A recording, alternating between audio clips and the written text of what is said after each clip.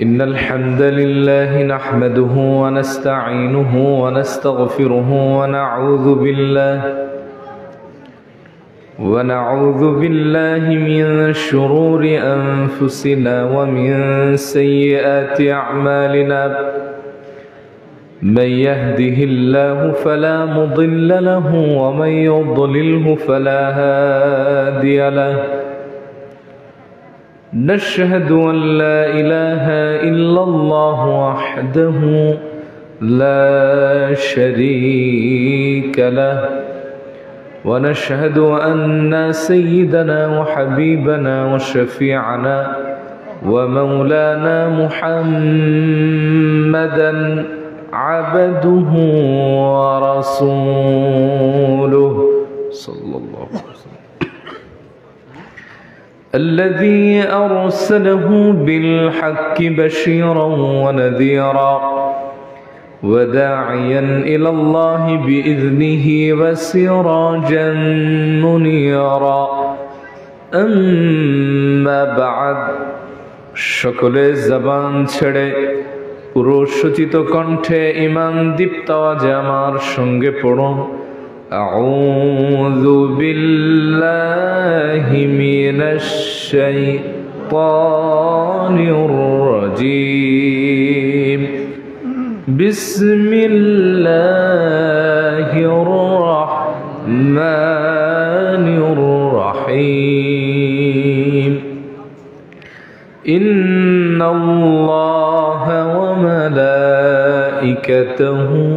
يصلون على النبي يا أيها الذين آمنوا صلوا عليه وسلموا تسليما اللهم صل على एक बेस बढ़ाई दिया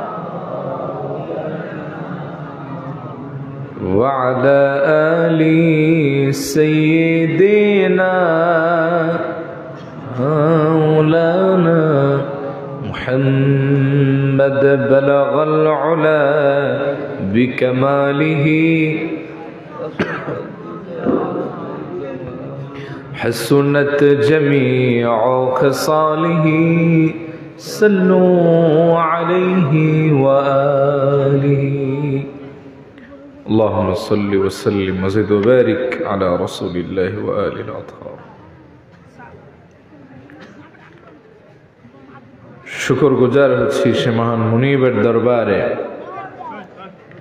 যে মহান মুনিব আপনাকে আমাকে আহমদিয়া সুন্নিয়া বৈরাগী বাজার হাফিজিয়া মাদ্রাসা এর বার্ষিক ওয়াজ মাহফিলে কবুল করেছেন এজন্য খুশি না বেজার যে মহান রব এই ইহসান করলেন ইরহাম করলেন তার আনলিমিটেড দয়া মার্সির ভিতরে আপনাকে আমাকে আবদ্ধ করলেন সে মহান মুনিবের দরবারে প্রাণ খুলে উচ্ছ্বাসিত আওয়াজে ঈমান দীপ্ত কণ্ঠে আমরা কালিমাতুশ শুকর আদায় করছি পড়ে নিচ্ছি আলহামদুলিল্লাহ পড়ুন রব্বানা লাকাল হামদ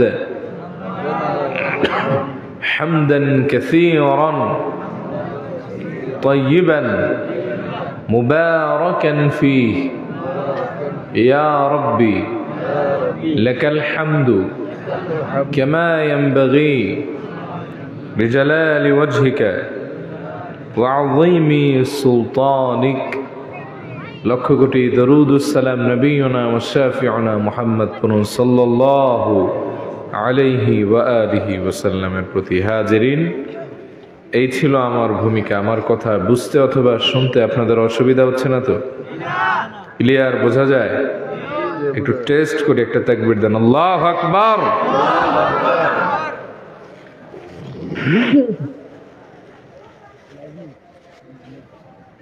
এই আওয়াজ থাকবে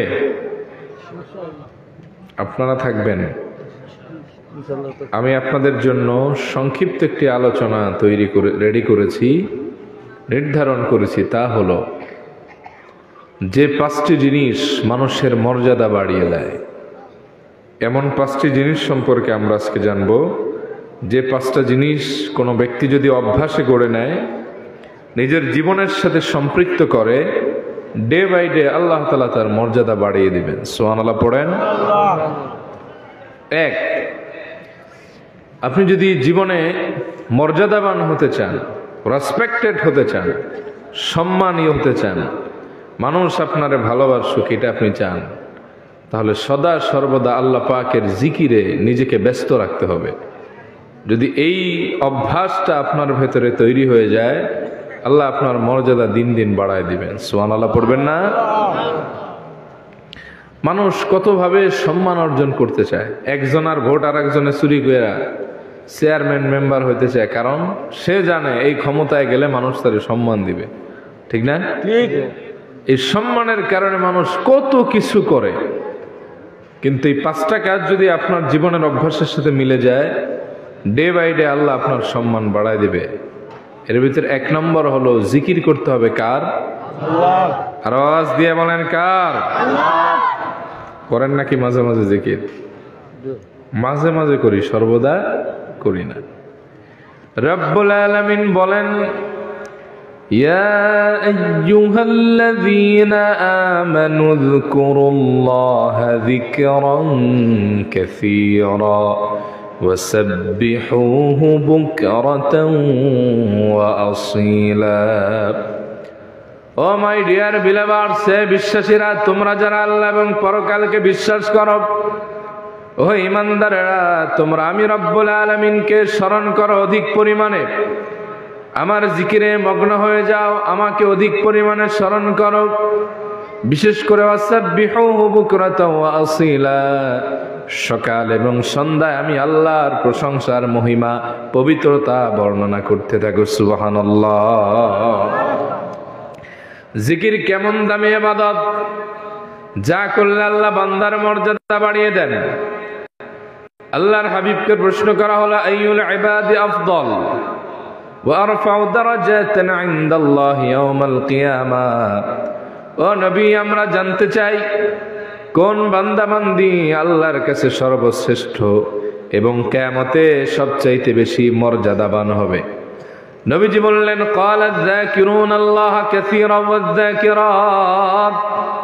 ওই বান্দা বান্দি আল্লাহর কাছে সর্বশ্রেষ্ঠ এবং কিয়ামতে তারাই বেশি সম্মানিত হবে যেই বান্দা বান্দি এই দুনিয়ায় বসে আল্লাহর জিকিরে বেশি বেশি করবে। সুবহানাল্লাহ। জিকির এটা কেমন দামি, কিয়ামতে একদল মানুষ যাবে জান্নাতে আর একদল জাহান্নামে। একদল মানুষ যখন জাহান্নামে সীমাহীন যন্ত্রণা, কষ্ট আর দুঃখের ভেতরে জীবন কাটাবে, তাদেরকে উদ্দেশ্য করে আল্লাহ তাআলা ফেরেশতাদেরকে অর্ডার করবেন, ইয়াকুলুল্লাহু জাল্লা যিকরুহু। এই সাউন্ডটা কমাইতে হবে, এটাই ঝামেলা করে। আখরিজু মিনান নার মান যাকারানি ইয়াওমান আও খাফানি ফি মাকাম। ডিলেটা একটু কমায় দেন, আর এই যে একটা সাউন্ড হয় বেশি, এটা কমাইতে হবে। আল্লাহ বলবেন, ও ফেরেশতারা, জাহান্নাম থেকে আমার সেই সব বান্দাদেরকে বের করে আনো। ফেরেশতারা বলবে, আল্লাহ কাদের বের করে আনবো? এবার ঠিক আছে। ফেরেশতারা এই প্রশ্ন যখন করবে, আল্লাহ বলবেন, যাও আমলনামা তালাশ করে দেখো, মান যাকারানি ইয়াওমান, যে শুধুমাত্র একদিন আমাকে স্মরণ করেছে, আও খাফানি ফি মাকাম, একটা কাজে আমাকে ভয় করেছে। এতটুকু ন্যূনতম আমল নামায় যার আমল পাবে, তারে আর জাহান্নামে রেখো না, বের করে টেনে টেনে জান্নাতে ঢুকায় দাও। সুবহানাল্লাহ পড়েন। তাহলে জিকির কি কম দামি আমল নাকি বেশি দামি আমল? আল্লাহর হাবিব সাহাবীদেরকে বললেন, এই সাউন্ডটা ডিলেটা বেশি হয়ে গেছে, এটা কমায় দেন ভাই, আর বেসটা একটু বাড়ায় দেন। শুনতেছেন আপনারা? অসুবিধা হচ্ছে ভাই? আল্লাহর হাবিব বলেন, আলা উনাব্বিউকুম বিখাইরিন আমালিকুম। ও সাহাবীরা, আমি কি তোমাদের কেমন একটা আমল সম্পর্কে বলবো না, যে আমলটা আল্লাহর কাছে সব আমলের চাইতে দামি। ওয়াজকাহা ইনদা মালিকিকুম, যে আমলের পবিত্রতা তোমাদের রব আল্লাহর কাছে অনেক অনেক বেশি। ওয়া আরফাইহা ফি দারাজাতিকুম, যে আমল করলে আল্লাহ পাক তোমাদের সম্মান বাড়ায় দিবে। শুধু তাই নয়, খায়রুল লাকুম মিন ইনফাকিয যাহাবি ওয়াল ওয়ারাক, আল্লাহর রাস্তায় স্বর্ণ এবং রৌপ্য মুঠ ভরে ভরে দান করার চাইতেও যে আমলটা দামি। সাহাবীরা এখানে শেষ নয়, আরো আছে, খায়রুল লাকুম মিন আন তালকাউ আদুওয়াকুম ফাতাদরিবু আনাকাহুম ওয়া ইয়াদরিবু আনাকাকুম। জিহাদের ময়দানে কোন কাফেরকে হত্যা করা যেরকম সওয়াবের কাজ, দিন প্রতিষ্ঠার প্রয়োজনে, আবার নিজের গর্দান কাটিয়ে শহীদ হওয়াটাও যেরকম দামি, এর চাইতেও দামি আমলের কথা তোমাদের বলবো নাকি? সাহাবীরা বললেন, বালা ও নবী, অবশ্যই আমরা জানতে চাই, সে আমলটা কি আপনি বলেন। নবীজি বললেন, ক্বালা যিকরুল্লাহ, সে আমলটা আর অন্য কোন আমল না, সেটা হচ্ছে আল্লাহ পাকের জিকির। সুবহানাল্লাহ। তাহলে জিকির করলে সম্মান বাড়ে নাকি কমে? আরো জোরে বলেন, বাড়ে নাকি কমে? আল্লাহর হাবিবের পক্ষ থেকে সেই রিওয়ায়াতের বর্ণনা, সেই বুখারীতে হাদিসটা আছে, ইন্নাল্লাহ তাআলা ইয়াকুলু আনা মা আবদি ইযা হুয়া যাকারানি ওয়া তাহাররাকাত বি শাফাতা। ও নবী, আপনি জানায় দেন আমার বান্দাদের, বান্দা যখন আমাকে স্মরণ করতে থাকে, আমাকে ডাকতে থাকে, আমাকে ডাকার কারণে বান্দার যখন ঠোঁটগুলি নড়তে থাকে, ভাইব্রেট হতে থাকে, আমি আল্লাহ তাআলা তখন বান্দার থেকে দূরে থাকি না। আনা মা আবদি, আমি আল্লাহ আমার বান্দার সাথেই ততক্ষণ থাকি যতক্ষণ সে আমাকে স্মরণ করে। চিল্লায় এখন সুবহানাল্লাহ। এক সাহাবী এসে বললেন, ও নবী, আমার কাছে ইসলামের বিধিবিধান কঠিন হয়ে গেছে, এই বিধান আমার পালন করা সহজ না বড় কঠিন, আমি কি করব, আমারে বলেন তো দেখি। আল্লাহর হাবিব বললেন, তোমার জন্য একটা আমল আছে, লা ইয়াজালু লিসানুকা রাতাবাম মিন যিকরিল্লাহ, তুমি তোমার জিহ্বাকে আল্লাহর জিকির দ্বারা সব সময় ভিজিয়ে রাখো, খবরদার শুকাতে দিও না। যদি জিকিরের আমলটা তোমার ঠিকঠাক থাকে, আশা করা যায় অন্য আমলে কমতি হলেও আল্লাহ তোমার জন্য নাজাতের রাস্তাটা সহজ করে দিবে। এজন্য জিকির করার দরকার আছে না নাই?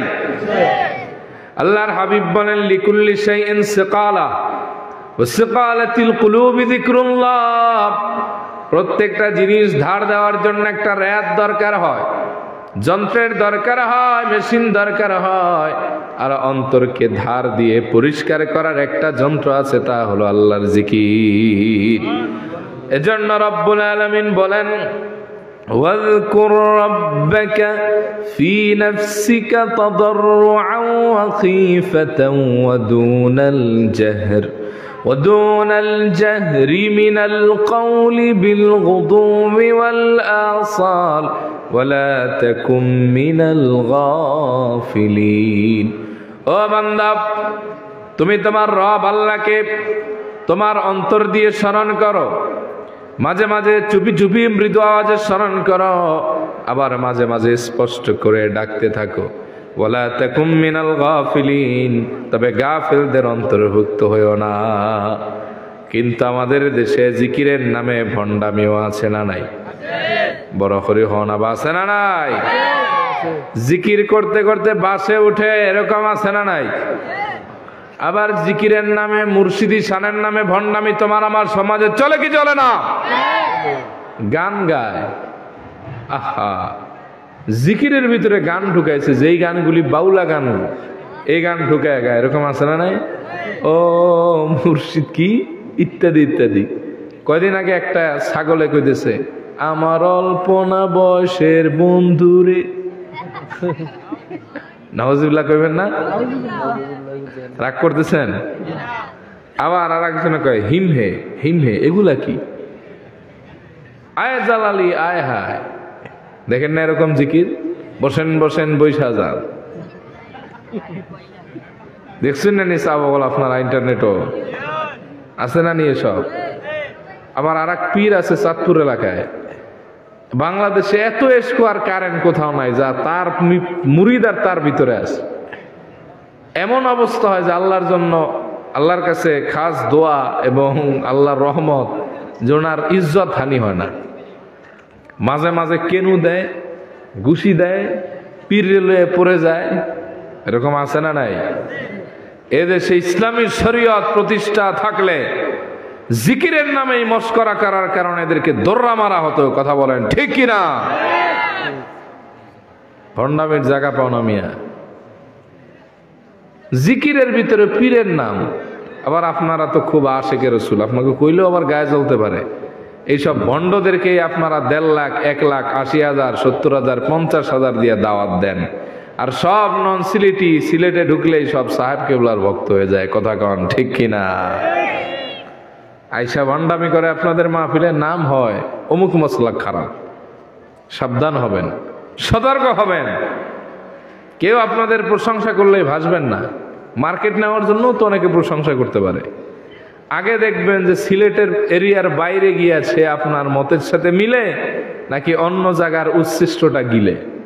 যদি দেখেন যে না ওইদিকে ঠিক আছে, তাইলে এদিকে দাওয়াত দিয়ে। কিন্তু আপনারা ভাইরাল হইলে এমন অবস্থা করেন, অবস্থা খুব খারাপ। রাগ করতেছেন আপনারা? এক মুরব্বীর সিলেটে দাওয়াত দেওয়া হয়, কুখ্যাত মুশরিক লা শাক্কা ওয়ালা রাইবা ফি। চট্টগ্রামে এক ভণ্ড দরবারের মুরিদ, সে পায়ের ভেতরে তাজিমি সেজদা দেওয়াকে জায়েজ মনে করে। শুধু জায়েজ মনে করে না, সে এটার পক্ষে বলে আমরা যারা বিরোধিতা করে আমরা নাকি মোল্লারা কিছুই জানি না। বুড়া বুড়া এরে দাওয়াত দেওয়া হয় আপনাদের দেশে। এখানে এসে আপনাদের গুণগান গায়, আর ওদিকে গিয়া আমরা তাজিমি সেজদার বিরোধিতা করি। হারাম রে যে হালাল বলে, এর ঈমান থাকে? জোরে বলেন। এদেরকে আপনারা আমরা অনেকে দাওয়াত দেই। তো মাঝখানে একটু অপ্রাসঙ্গিক কথা বললাম, রাগ করছেন নাকি আপনারা? রাগ করে না, বুঝানোর জন্য বললাম। দাওয়াত দেওয়ার ক্ষেত্রে চেক করে দাওয়াত দিবেন। ভণ্ড দরবারের মুরিদ, লেখা নাই পড়া নাই, ইজ্জিল সিজ্জিল কয়, এরেও আপনারা দাওয়াত দেন 50,000 দিয়ে। আহা, আল্লাহ হেফাজত করুক, আমিন। কিন্তু জিকির হবে সুন্নাহ পদ্ধতিতে। এই যে আপনাদের বালাই হাওরে জিকির হয়, লাখ লাখ মানুষ জিকির করে, কোনো তাল ফাল আছে নাকি? কেউ কে বাসের মাথায় ওঠে নাকি? দেখলেই মনে হয় সুন্নতি পরিবেশ। এই জিকির আল্লাহর হাবিবের শেখানো জিকির, ঠিক কিনা? আমরা সারসিনাতে লেখাপড়া করেছি, দারুন নাজাতে পড়েছি। সারসিনা আমাদের হৃদয়ের জায়গা। হয়তো আমরা তাদের লেবাস সিরাত সব সময় ঠিক রাখতে পারি না, কিন্তু মন টানে। আমরা সারসিনাতে পড়েছি, লাখ লাখ মানুষ হয়, গিয়ে দেখবেন সারসিনার জিকিরের ভেতরে একটা হাক নাই, ডাক নাই। মানুষ যখন জিকির করে মনে হয় যেন আল্লাহ তাআলা উপর থেকে রহমত নাজিল করতেছেন। সুবহানাল্লাহ। আর কিছু জায়গায় দেখলে মনে হয় গজব নাজিল হইতেছে। এখানে আল্লাহর হাবিবের কাছে সাহাবীরা আর একটা বর্ণনা আছে, জানতে চাইলেন, ও নবী, আমরা আপনার কাছে হৃদয়ের প্রশান্তির জন্য এমন একটা আমল জানতে চাই যে জিনিস মানুষের হৃদয়কে প্রশান্ত করে। আল্লাহর হাবিব সন্ধান দিলেন, সে আমলটা হচ্ছে আল্লাহর জিকির। আল্লাহ কোরআনে বলেছেন, আল্লাযীনা আমানু ওয়া তাতমাইন্নু কুলুবুহুম বিযিকরিল্লাহ আলা বিযিকরিল্লাহি তাতমাইন্নুল কুলুব। ঈমানদার যারা, তারা আল্লাহর স্মরণ দ্বারা, জিকির দ্বারা অন্তরকে প্রশান্ত করে। আলা বিযিকরিল্লাহি তাতমাইন্নুল কুলুব। জেনে রাখো, আল্লাহর স্মরণ ছাড়া, জিকির ছাড়া কখনো অন্তর প্রশান্ত হয় না। সাইয়েদনা মূসা একবার আল্লাহরে বললেন, ইয়া রাব্বি আল্লিমনি শাইআন আযকুরুকা বিহি আও আদউকা বিহি। আল্লাহ, আপনি আমারে এমন কিছু শিক্ষা দেন যার মাধ্যমে আমি আপনারে ডাকবো, আপনারে স্মরণ করব। আল্লাহ বললেন, ইয়া মূসা কুল লা ইলাহা ইল্লাল্লাহ। ও মূসা, তুমি বেশি বেশি পড়ো লা ইলাহা ইল্লাল্লাহ। খুশি হয়েছেন আপনারা? মূসা আলাইহিস সালাম খুশি হইতে পারে নাই। তিনি বললেন, ইয়া রাব্বি কুল্লু ইবাদিকা ইয়াকুলু হাযা। আপনার সব বান্দাই তো আপনার এই নামেই ডাকে। ইন্নামা উরিদু শাইআন তাখুসুনি বিহি। আমি আপনার কাছে সামথিং ডিফারেন্ট, স্পেশাল কিছু চেয়েছিলাম, যা সবাই জানে ওইটাই আমারে দিলেন। আল্লাহ বললেন, মূসা, কি জিনিস দিলাম বুঝতে পারো নাই? যদি 7 আকাশ আর 7 জমিন সৃষ্টিতে যা আছে সব এক পাল্লায় রাখা হয়। আর একদিকে যদি মহাসত্য লা ইলাহা ইল্লাল্লাহকে ওজন করা হয়, রে মুসা, এই পৃথিবী এবং পৃথিবীর মাঝখানে যা আছে, আসমান সহ সৃষ্টি সহ সবকিছুর চাইতে মহাসত্য লা ইলাহা ইল্লাল্লাহর ওজনের পাল্লাটা বেশি ভারী হয়ে যাবে। তাইলে জিকিরের দাম কম না বেশি? আপনি জিকির করাকে অভ্যাস করেন। মরণের সময় আইসিইউতে থাকলেও আপনার মরণের আগে আল্লাহ তাআলা কালিমার তালকিন জবানে জারি করায় দিবেন। সাইয়েদনা লোকমানের নাম শুনছেন? ইন্নাহু কানা আবদান সালেহা, তিনি একজন আল্লাহর ওলি ছিলেন। কথা বুঝতেছেন আপনারা? সাইয়েদনা লোকমানের মৃত্যুর 40 দিন আগে আল্লাহ বললেন, লোকমান, তুমি আর মাত্র 40 দিন বাঁচবা। কয়দিন? আচ্ছা, 40 দিন বাঁচবে, এই কথা শুনলে ভয় লাগে না? কথা কন না কেন? মোল্লা নাসির উদ্দিনের নাম শুনছেন? পড়ছেন না দুই একটা গল্প? মোল্লা নাসির উদ্দিনের, উনি খুব চালাক মানুষ ছিল, হিকমতওয়ালা ছিল। তো এই মোল্লা নাসির উদ্দিনের কাছে তৎকালীন তার জমানার একজন লোক আসছেন, আমরা 2-3-তে গল্পে পড়ছিলাম। তিনি যত খায় ততই শুধু মোটা হয়। কি হয়? মোটা হইতে হইতে এমন হয়েছে যে তার শুইলে উঠতে পারে না, উঠলে বসতে পারে না, বসলে চলতে পারে না। তো বহু জায়গায় ডাক্তার দেখায় ফেল মারছে। অনেকে বলছেন মোল্লা নাসির উদ্দিনের কাছে যাও, তোমার একটা বিহিত হবে। মোল্লার কাছে আইসা কয়, মোল্লা, যত খাই তত খালি মোড়াই হই। এখন তো আমি বিছনায় শুইতে লাগিল, উঠাইতে লাগিল, কি করবো? মোল্লা তার দিকে তাকায় দেখলেন, সর্বনাশ, এর তো স্বাভাবিক চিকিৎসা করা যাবে না, অস্বাভাবিক চিকিৎসা করতে হবে। আমাদের দেশেও কিছু মানুষ আছে, খাবার সামনে পাইলে রোজা রাখছে নাকি রাখে নাই, সুস্থ না অসুস্থ, মজা না অমজা, এটা দেখে না, জনমের খাওয়া খায়, খাইতে খাইতে রোগ বানায়। এরকম আছে না? ডাক্তারের কাছে এরকম এক লোক গেছে, খাইতে খাইতে ডায়াবেটিস বানায়। ডাক্তারে বলছে, তোমার দেহের যে কন্ডিশন, সকাল এবং রাতে 2টা করে গোল গোল রুটি খাবা। স্যার, খামু তো ঠিক আছে, কিন্তু খাবার আগে খামু নাকি পরে খামু? তো এরকম কিছু লোক আছে না? মোল্লা নাসির উদ্দিন দেখলেন, আয় হায় রে, কেমনে চিকিৎসা করি? ভাবলেন এর স্বাভাবিক চিকিৎসায় কাজ হবে না। এরে কইলেন, তুমি আর 30 দিন বাঁচবা, যদ্দুর পারো খাও, আর বাঁচবা মাত্র 30 দিন, এরপরে ফুস শেষ। বেচারা ভয়ে কই কি সর্বনাশ, 30 দিন বাঁচবো, তার মানে শেষ লাইফ। ডরের চোটে এখন পানি দেখলে খায় না, সামনে খাবার থাকলে খায় না, খালি সময় গনে, আয় হায় কয়দিন আর বাকি আছে। 1 ঘন্টা যায় তো তার অন্তরের ভেতরে কাঁপুনি, আয় হায় শেষ, 1 ঘন্টা শেষ, 1 দিন শেষ। এই মৌতের টেনশনে খাওয়া দাওয়া সব শেষ। 1 মাসে শুকায়া মোটামুটি দেহের যা আছে ঝরে গেছে। 1 মাস শেষ হয়েছে, এখন আর মরে না। ভাবছে যাই হোক, আর 2-1 দিন দেখি, দেখে তাও মরে না। 4-5 দিন যাওয়ার পরে দেখে তাও মরে না। রাগ হয়ে আসছে মোল্লা নাসির উদ্দিনের কাছে, এই বেটা, কি চিকিৎসা করো তুমি? বুয়া ডাক্তার কইলা আমার 1 মাস পরে মরমু, 1 মাস ওভার হয়ে গেল, মরি না কেন? কয়, কি চিকিৎসা করলা? বললাম না যে, তার মানে তুমি বুয়া?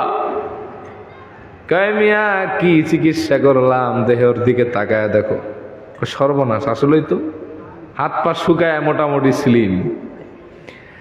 এই কথা কইলি কেন? আমি যে মরমু 30 দিন পরে। বলে, এই কথা বললাম এ কারণে, যদি তোমার মৌতের ডর না দেখাতাম তাহলে কোনো চিকিৎসাই তোমার দেহ থেকে গোস্তগুলা ঝরাতে পারতো না। মরণের ডর দেখাইছি, খাও নাই, রাত বেড়া ঘুমাও নাই, ওই টেনশনে দেহের মোটা যা ছিল সব কমে গেছে, সুস্থ হয়েছে, ওটাই ছিল আমার চিকিৎসা। সুবহানাল্লাহ। আসলেই তো মোল্লা, তোমারে জ্ঞান দান করছে আল্লাহ। নাইলে তো আমার সারে সর্বনাশ হয়ে যেত।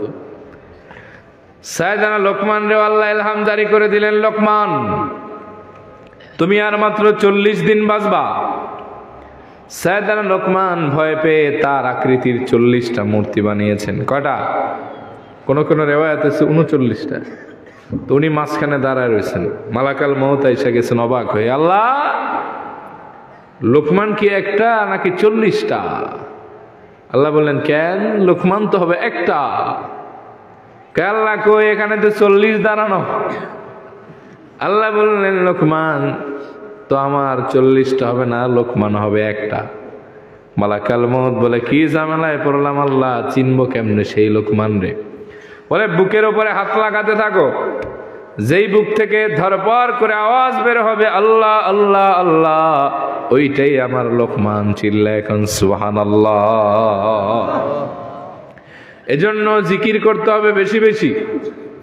আল্লাহর হাবিব বলেছেন সাহাবীদেরকে, জাদ্দিদু ঈমানাকুম, তোমরা তোমাদের ঈমানকে নবায়ন করো।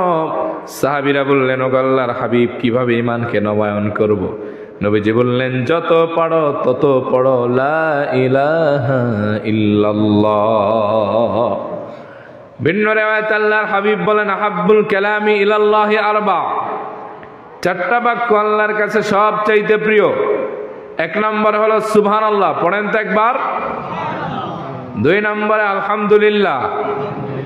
3 নম্বরে লা ইলাহা ইল্লাল্লাহ। আর 4 নম্বরে হলো আল্লাহু আকবার। নবীজি বলেন, লা ইয়াদুররুকা বিআইহিন্না বাদাতা, এই 4টা বাক্য তুমি যেখান থেকে পড়বা কোনো লোকসান নাই, যত পড়বা ততই সওয়াব দিয়ে দিবেন কে? আল্লাহ। এজন্য জিকিরের দরকার কম নাকি বেশি? আল্লাহ আমাদেরকে জিকির করার তৌফিক দান করুক, কোন আমিন। দোকানে বসে আছেন, কাস্টমার নাই, জিকির করতে থাকেন। ঢাকা থেকে সিলেট যাচ্ছেন, সিলেট থেকে বিশ্বনাথ, বিশ্বনাথ থেকে সিলেট, সিএনজিতে গপসপ না করিয়া জিকির করো রে বা। রাতের বেলায় ঘুম আসতেছে না, গান না শুনে জিকির করো, প্রশান্তি দিবে কে? মা বোনরা যারা আছেন, আপনারা সারাদিন বাড়িতে থাকেন, নানান ধরনের ব্যস্ততা সময় কাটে আপনাদের, রান্না করতেছেন, জিকির করেন, ক্লান্ত কমে যাবে। আমার একজনে বলছিল, একবার আমার প্রচুর জ্বর, জ্বর মানে জ্বরের কারণে উল্টা পাল্টা বলতেছি, সেন্স ঠিক নেই। তো একজন আল্লাহওয়ালা আমাদের এক উস্তাদ, উনি বললেন, তোমার জ্বর মেডিসিন খাইলে কমবে না, একটা আমল দিয়ে জ্বর কমে যাবে। বলে, তুমি জিকির করতে থাকো, এক ধ্যানে জিকির করতে থাকো। জায়নামাজে বসাই দিলাম, জিকির করো। ঠিকই আমি 15-20 মিনিট পরে জিকির করতেছি, ওই অবস্থায় আল্লাহ তাআলা জ্বর থেকে মুক্তি দিয়া মুহূর্তের ভিতরে গরম জ্বর ঠান্ডা পানির মতো হয়ে গেছে। সুবহানাল্লাহ কন। এজন্য জিকিরটা করবেন। মা বোনরা ঘরে বসে না থেকে জিকির করবেন। স্টার জলসা জি বাংলা না দেখে জিকির করেন, কিয়ামতে এটা আপনাকে মিজানের পাল্লাটা ভারী করায় দিবে। সুবহানাল্লাহ কইবেন না? 2 নম্বরে, আপনি যদি সম্মান বাড়াতে চান, আল্লাহর প্রিয় হতে চান এবং দুনিয়ার মানুষের কাছেও সম্মানিত হতে চান, আপনাকে 2 নম্বর যে আমলটা করতে হবে তা হলো মাঝে মাঝে তাহাজ্জুদ পড়ার অভ্যাস করতে হবে। কি করার? এই যে আমরা তাহাজ্জুদের টাইমে এখন ওয়াজ করতেছি, বুঝতে পারছেন? তাহাজ্জুদ পড়েন? আমরা অনেকে পড়ি, অনেকে পড়ি না। দেখেন, আল্লাহর হাবিব বলেছেন, আফদলুস সালাতি বাদাল ফরিয়দাতি সালাতুল লাইল, ফরজ নামাজের পরে সর্বশ্রেষ্ঠ নামাজ হলো তাহাজ্জুদের নামাজ। আল্লাহর হাবিব বলেন, তাহাজ্জুদ পড়ো তোমরা, কারণ এটা পূর্ববর্তী নবী এবং সালেহিনদের অভ্যাস। আর তাহাজ্জুদ পড়লে আল্লাহর কাছাকাছি বান্দা হয়ে যায়, মুকাররাবিন হয়ে যায়, ওই বান্দাকে আল্লাহ ওলিউল্লাহ বানায় দেয়। তাহাজ্জুদ যত পড়বেন সম্মান বাড়ায় দিবে কে? আল্লাহ বলেন, ওয়াইবাদুর রহমানিল্লাযীনা ইয়ামশুনা আলাল আরদি হাওনা ওয়া ইযা খাতাবাহুমুল জাহিলুনা ক্বালু সালামা والذين يبيتون لربهم سجدا وقياما। রহমানের বান্দাদের আল্লাহ পাক সূরা ফুরকানে 8টা বৈশিষ্ট্য উল্লেখ করেছেন। এর ভেতরে 3 নম্বর গুণ হলো ওয়াল্লাযীনা ইয়াবিতুনা লিরাব্বিহিম সুজদান ওয়া কিয়ামা, যারা রাত্রি জাগরণ করে সিজদা করার মাধ্যমে রুকুতে এবং সালাতে সময় পাস করার মাধ্যমে আল্লাহ বলেন তারাই হলো জান্নাতি বান্দা, রহমানের গোলাম। সুবহানাল্লাহ। তাহাজ্জুদ এত দামি, যা পড়লে বান্দার মর্যাদা বেড়ে যায়। বিশ্বাস হয় নাকি আপনাদের? আমি আপনাদের একটা হাদিস শোনাই, শুনবেন?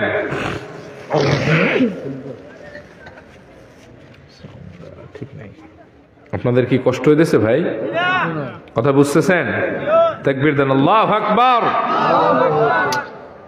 ব্যস্তা বাড়াইতে বলছিলাম, যাই হোক, শুনতেছেন বাবা? অসুবিধা দিছে না তো?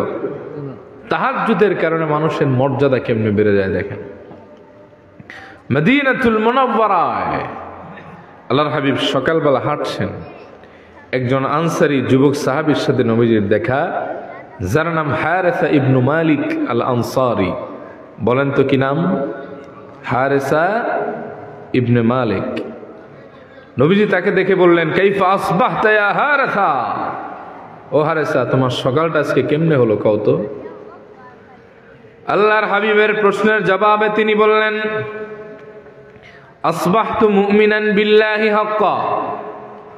ও নবী, আমার সকালটা একজন প্রকৃত ইমানদার হিসাবে হয়েছে। সুবহানাল্লাহ কইবেন না? যেই নবীজি হা বললে হালাল হয়ে যায়, না বললে হারাম হয়, তিনি কারো দিকে ইশারা করে উম্মত বলে পরিচয় দিলে জাহান্নাম তার জন্য হারাম বানায় দেয় কে? আল্লাহর হাবিব বললেন, উনজুর ইলা মা তাকুল। ও হারেসা, তুমি কথাটা কি বললা একটুখানি ভেবে দেখো। আমি নবী, আমার সামনে দাঁড়ায় তুমি নিজেরে প্রকৃত ইমানদার দাবি করলা। ফাইন্না লিকুল্লি কাউলিন হাকিকা। প্রত্যেকটা কথার একটা সিগনিফিক্যান্স, তাৎপর্য, যথার্থতা আছে। তুমি কি বোঝাতে চাইলা বলো? সাহাবী বলতে লাগলেন, ও নবী, আমি বুঝালাম, কদ আযাফতু নাফসি আনিদ দুনিয়া। আমি আমার অন্তরটারে দুনিয়া থেকে পাক বানিয়েছি। আমার অন্তরে দুনিয়ার কোনো আকর্ষণ নাই, দুনিয়ার কোনো মায়া নাই, লোভ নাই। আমার অন্তরে আছে আল্লাহর ভয় আর তার হাবিবের জন্য সীমাহীন ভালোবাসা। নবীজি বললেন, হারেসা রে, কিভাবে তুমি তোমার অন্তরটারে পাক বানালা আমাকে একটু বলো তো দেখি। হারেসা ইবনু মালিক বলেন, ও নবী, আমি দিনের পর দিন আল্লাহর ভয়ে রোজা রেখেছি। রাতের পর রাত মানুষ যখন ঘুমিয়ে গেছে, আমি হারেসা ইবনু মালিক দাঁড়ায় দাঁড়ায় বাকি রাত, সারা রাত তাহাজ্জুদ পড়েছি। এই দুই কারণে আমার অন্তরটা পাক হয়েছে। শুধু পাকই হয় নাই, ওগো আল্লাহর হাবিব, আগে যদি আমি আকাশের দিকে তাকাতাম, আকাশের চন্দ্র সূর্য নক্ষত্র দেখা যেত। এখন যদি আমি আকাশের দিকে তাকাই, ফাকান্নি বি আরশ রাব্বি বারিজা, এখন আসমানের দিকে তাকালে সরাসরি আল্লাহর আরশ পর্যন্ত দেখা যায়। শুধু তাই নয়, ওয়া কান্নি আনজুর ইলা আহলিল জান্নাতি ইয়াতাসাওয়ারুনা ফিহা। এখন যদি আমি জান্নাতের দিকে তাকাই, আকাশের দিকে তাকাই, একজন জান্নাতি আর একজন জান্নাতীর সাথে মোলাকাত করতেছে, আমার আল্লাহ ওই দৃশ্য আমাকে দেখিয়ে দেন। জাহান্নামে মানুষের কি অবস্থা ওটা আমি দেখতে পারি। আল্লাহর হাবিব বললেন, আবসারতা ফালজাম। ও হারেসা, তোমার বাসারাত হাসিল হয়ে গেছে, তুমি তো চক্ষুটা দিয়ে দেখতেছো না। দেখতেছো ইমানের নূর অন্তরে লালন করার কারণে আল্লাহর নূর দ্বারা তুমি দেখতে পাও। ফালজাম, ইস্তেকামতের সাথে জায়গাটাকে ধরে রাখো, আবার যেন নড়বড়ে না হয়ে যায়। সাহাবী দেখলেন, this is the moment for me. এটাই তো আমার জন্য একটা সুবর্ণ সুযোগ। আমি নবীজির কাছ থেকে একটা দোয়া কবুল করাই নাই। নবীজিকে বললেন, ওগো আল্লাহর হাবিব, আপনি আমার জন্য একটা দোয়া করেন। নবীজি বললেন, হারেসা রে, তোমার জন্য কি দোয়া করব? সাহাবী বললেন, নবীজি, আমি শহীদ হতে চাই, শাহাদাতের জন্য দোয়া করেন। ফাদাআ লাহু রাসূলুল্লাহ সাল্লাল্লাহু আলাইহি ওয়াসাল্লাম। আল্লাহর হাবিব তার জন্য দোয়া করলেন, ও আল্লাহ, আমার হারেসা শহীদ হতে চায়, আপনি তাকে শাহাদাতের মউত দান করেন। বুঝে থাকলে বলবেন, নবীজির দোয়ার ভেতরে বরকত কম নাকি বেশি? নবীজি একবার দোয়া করলেন, আল্লাহ, মদিনায় বৃষ্টি হয় না, বৃষ্টি দেন। এমন বৃষ্টি হয়েছে যে মদিনায় প্লাবন হয়ে গেছে। নবীজি উল্টা দোয়া করছেন, আল্লাহ আর বৃষ্টি চাই না। আল্লাহ তাআলা পরে থামায় দিয়েছেন। তো সাহাবী চাইছেন যুদ্ধে শহীদ হতে, নবী দোয়া করছেন হুয়া আউয়ালু মান উস্তুশহিদা, পরবর্তী যুদ্ধে গিয়ে তিনি শহীদদের সরদার হয়ে গেছেন। বাকিটা বুখারীর বর্ণনা। ওনার আম্মা উম্মে হারেসার কাছে ওনার শাহাদাতের খবর পৌঁছালো।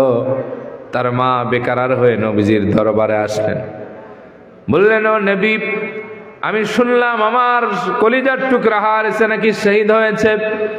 আপনি তো জানেন আমি আমার সন্তানটারে কত ভালোবাসি। এই সন্তানরে না দেখলে আমার চক্ষু শীতল হয় না, তার গলার আওয়াজ না পেলে আমার রাতের ঘুম আসে না। এই সন্তানটা শহীদ হয়েছে নবীজি, আমি বড় ব্যথা পেয়েছি। তবে কোনো অভিযোগ দিতে আসি নাই, আপনি আমার এতটুকু জানান, আমার সন্তানটা কি জান্নাতে আছে নাকি অন্য কোথাও? ও নবী, যদি আমার সন্তানটা জান্নাতে থাকে আমি ওয়াদা করলাম সন্তানের মায়ে কোনোদিন কাঁদব না। আর যদি অন্য কোথাও থাকে আমি মা দরদির কোনোদিন চোখের পানি মুছব না, আজীবন শুধু চোখের পানিটা ঝরতেই থাকবে। আল্লাহর হাবিব কিছুক্ষণ চুপ করে রইলেন, এরপরে বললেন, হারেসার মা, জান্নাত তো আর একটু নয়, আরদুহাস সামাওয়াতু ওয়াল আরদ, ওই আসমানের ওই জান্নাতের বিশালতা হলো জমিন আর আসমান। এমন জান্নাত যার ভিতরে ক্লাসিফিকেশন আছে, স্তর আছে। তবে হারেসার মা, তোমার জন্য একটা সুসংবাদ আছে, ওয়াল হারিসু ফিল ফিরদাউসিল আলা, তোমার হারেসা জান্নাতুল ফিরদাউসে সর্বোচ্চ মঞ্জিলে অবস্থান করছে। সুবহানাল্লাহ। তার মা বললেন, নবী, ওয়াদা করলাম জিন্দেগিতে সন্তানের মায়া আর কাঁদব না, আমার অন্তরটা শীতল হয়ে গেছে। সুবহানাল্লাহ। তাইলে এই সাহাবীর সম্মান বাড়লো কিসের কারণে? খনাখনে তাহাজ্জুদের কারণে। এজন্য তাহাজ্জুদ পড়লে দোয়াও কবুল হয়ে যায়, তাহাজ্জুদ পড়লে জাহান্নামের আগুন থেকেও মুক্তি পাওয়া যায়। আল্লাহর হাবিবকে প্রশ্ন করা হলো, আইয়ুদ দুআ ইয়াসমা, ও আল্লাহর হাবিব, আমরা জানতে চাই কোন দোয়া আল্লাহ কবুল করেন, কোন দোয়া মিস হয় না। নবীজি বললেন, দুই সময়ের দোয়া যত করবা কবুল হবে, মিস হবে না। কয় সময়ের দোয়া? এক, দুবুরাস সালাওয়াতিন মাকতুবা, ফরজ নামাজের পরের দোয়া। আর একটা হলো জাওফা লাইলিল আখির, শেষ রাতে তাহাজ্জুদের সময়ের দোয়া। সুবহানাল্লাহ পড়েন। আমরা পড়ি তাহাজ্জুদ, পড়ি না। হাদিস আসছে এই সময় আল্লাহ তাআলা নিজে নুজুল করেন, তবে এর ব্যাখ্যা আছে, আল্লাহ তার পক্ষ থেকে একজন ফেরেশতা পাঠান, মুনাদি, আহ্বানকারী। সে প্রথম আসমানে এসে ডাকতে থাকেন, আলা মিন মুস্তাগফিরিন ফাগফির লাহু, কে আছো তোমাদের ভেতরে ক্ষমা চাও, আল্লাহ এখন তোমাদেরকে ক্ষমা করার জন্য প্রস্তুত, চাও, চাইলেই ক্ষমা করে দিবে। আলা মিন মুস্তারজিকিন ফারজুকাহু, তোমাদের ভেতরে কে আছে আল্লাহর কাছে রিজিক চাইবে, রিজিকের অভাব যার আছে, চাও, রব্বুল আলামিন তোমার রিজিকে বরকত দিয়ে দিবে। কে আছে অসুস্থ, সুস্থ করে দিবে। আলা কাদা হাত্তা মাতলাইল ফাজর, ফজর পর্যন্ত এভাবে আহ্বান করা হয়। আর আমরা নাক ডাইকে ঘুমাই, কথা কন ঠিক কিনা? যে মানুষ সিজদায় লুটিয়ে পড়ে, মোনাজাতে চোখে যার অশ্রু ঝরে, পারবেন আমার সাথে বলতে দেখি? যে মানুষ সিজদায় লুটিয়ে পড়ে, মোনাজাতে চোখে যার অশ্রু ঝরে, তার মতো কে আছে বলো না ধরায়, যাকে ভালোবাসেন প্রভু দয়াময়। সুবহানাল্লাহ পড়েন। ওই মানুষের মতো আর কে আছে যে রাত্র গভীর হয়ে গেলে সেজদায় পড়ে কাঁদে, মোনাজাতে অশ্রু ঝরায়? তারে তো আল্লাহ ভালোবাসে, তার মতো দামি কেউ হয় না। সুবহানাল্লাহ পড়েন। এজন্য আল্লাহ বলেন, আম্মান হুয়া কানিতুন আনা আল-লাইলি সাজিদান ওয়া কাইমা ইয়াহযারুল আখিরাতা ওয়া ইয়ারজু রাহমাতা রাব্বিহ কুল হাল ইয়াস্তামিল লাযীনা ইয়ালামুনা ওয়াল লাযীনা লা ইয়ালামুন। আল্লাহ বলেন, ও গোলাম, তার মতো আর কে দামি হতে পারে? আমার যে বান্দাটা রাতের বিভিন্ন প্রহরে দাঁড়িয়ে যায়, আনা আল্লাইলি সাজিদা ওয়া কাইমা, সিজদায় সময় কাটায়, আবার দাঁড়িয়ে দাঁড়িয়ে নামাজ পড়ে। ইয়াহযারুল আখিরা ওয়া ইয়ারজু রাহমাত রাব্বি, কিয়ামতের দিনের হিসাবকে ভয় করে, আবার তার রবেরও দয়া প্রত্যাশা করে। এই বান্দার মতো কে আছে? আল্লাহ বলেন, কুল হাল ইয়াস্তাবিল্লাযীনা ইয়ালামুনা ওয়াল্লাযীনা লা ইয়ালামুন। ও নবী, যারা জানে আর যারা জানে না তারা যেরকম একত্রে হয় না, দুইজনের মান যেরকম এক না, ঠিক যারা সাধারণ পাবলিক ইমানদার ওনা আর যারা তাহাজ্জুদ পড়ে তারা কখনো এক হয় না। সুবহানাল্লাহ। নবীজির সাথে জান্নাতে থাকতে চান কে কে দেখি? সবাই চান? ওরে বাবা, এই সংখ্যা তো অনেক, হাত নামান। নবীজি একটা আমলও শিক্ষা দিয়েছেন, শুনবেন আমলটা। রবিআ ইবনুল কাব আল ইসলামী খাদিমুর রাসূল, তিনি বলেন, কুনতু আবিতু মা রাসূলিল্লাহি সাল্লাল্লাহু আলাইহি সাল্লাম, আমি আল্লাহর হাবিবের সাথে একত্রে যখন রাত্রি যাপন করতাম, আতিহি বিউদুইহি, আমি নবীজির পানি এনে দিতাম, ওযুর পানি, ওয়া হাজাতি, নবীজির অন্যান্য প্রয়োজন পূরণ করতাম। সুবহানাল্লাহ কইতেন না? নবীজি একদিন আমারে বললেন, রবিআ সালনি, ও রবিআ তুমি আমার কাছে কিছু চাও, চাইলেই পাবা। রবিআ বললেন, ফাকুলতু মুরাফাকাতাকা ফিল জান্নাহ, আমি বললাম, ওগো আল্লাহর হাবিব, আমি আপনার সাথে জান্নাতে থাকতে চাই। সুবহানাল্লাহ পড়েন। সাহাবী ঝোপ বুঝে কোপ মারছে, জায়গা বুঝে খেলা দেখাইছে, সাহাবী চাওয়ার মতো চেয়ে ফেলেছে। বললেন, ওগো নবীজি, আমি আপনার সাথে জান্নাতে একত্রে থাকতে চাই। নবীজি বললেন, আও গায়রা যালিক, আর কিছু চাও নাকি রবিআ? চাও চাও। রবিআ বললেন, হুয়া যালিক, আমি আর কিছু চাই না, এটাই চাই।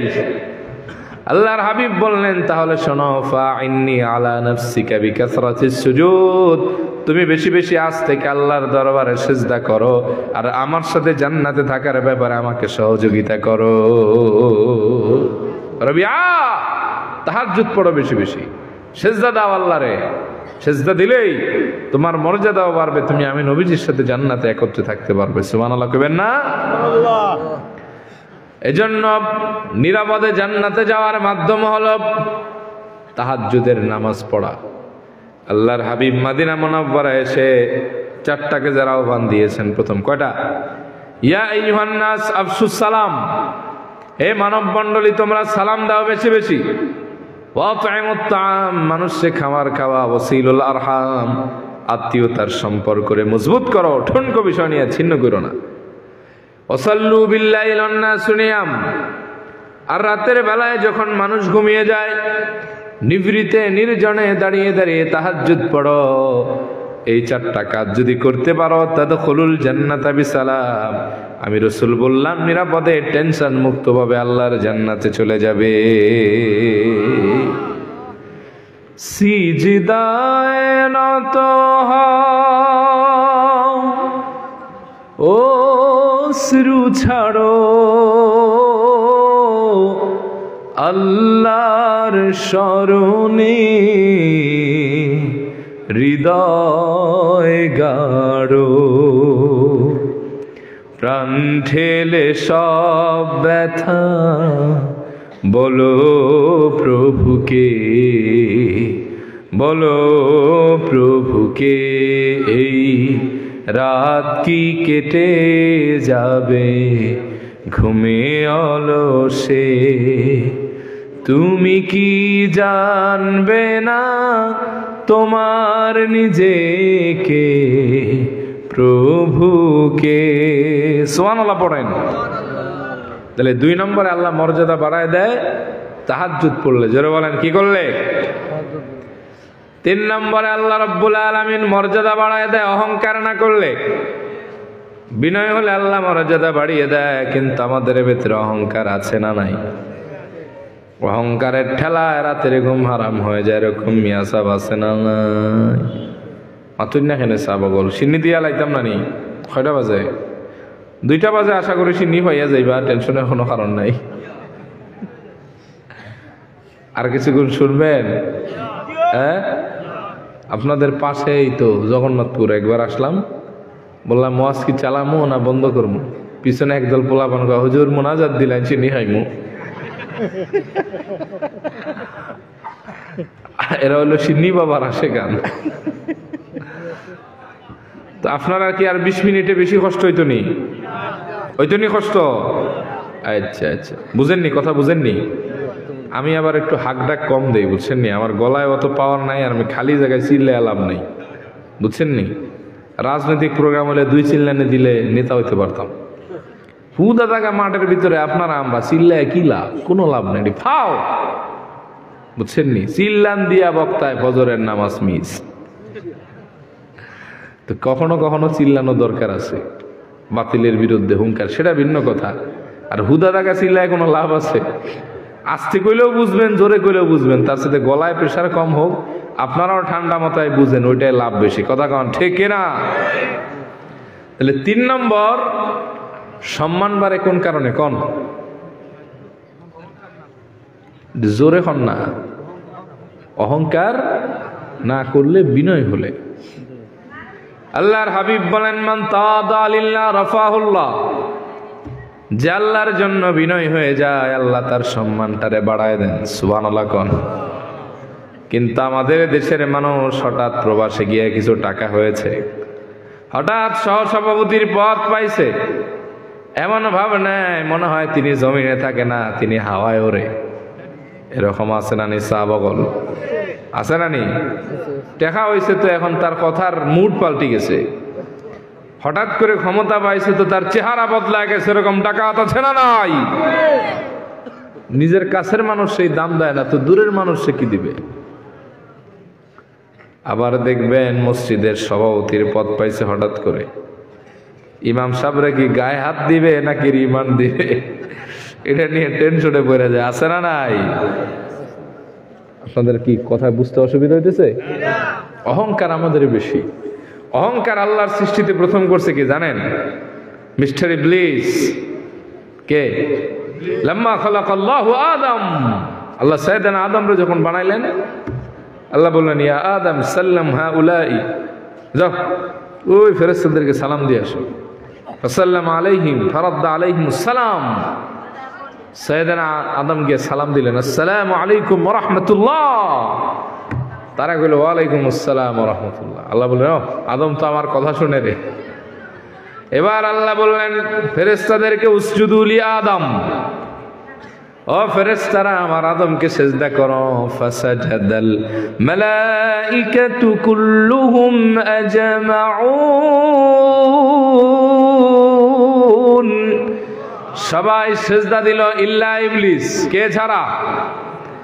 আল্লাহ বললেন ক্বালা মা মানাকা আল্লা আন তাসজুদা ইয়া ইবলিস, ও মিয়া ইবলিস তোমারে কে নিষেধ করলো সিজদা দিলা না কেন? ফখর করে বলল না খায়রুম মিন, আমি তো আদমের চাইতে উত্তম, সে হলো আদম। খালাকতানি মিন নার, আমারে বানাইছেন আগুন দিয়া, আর তারে বানাইছেন খালাকতাহু মিন তিন, তারে বানাইলেন মাটি দিয়া। আগুনের তৈরি আমি ইবলিস, মাটিরে কেমনে সিজদা করি? এটা তো আমার সুন্নতে যায় না। আল্লাহ বলেন তাই? ফাখরুজ মিনহা ফাইন্নাকা রাজিম, বের হ বেটা, তুই হলি মরদুদ, অভিশপ্ত, কিয়ামত পর্যন্ত তোর উপর লানত। তুই আমার সৃষ্টিতে প্রথম অহংকার করেছিস। যেরকম নাউজুবিল্লাহ।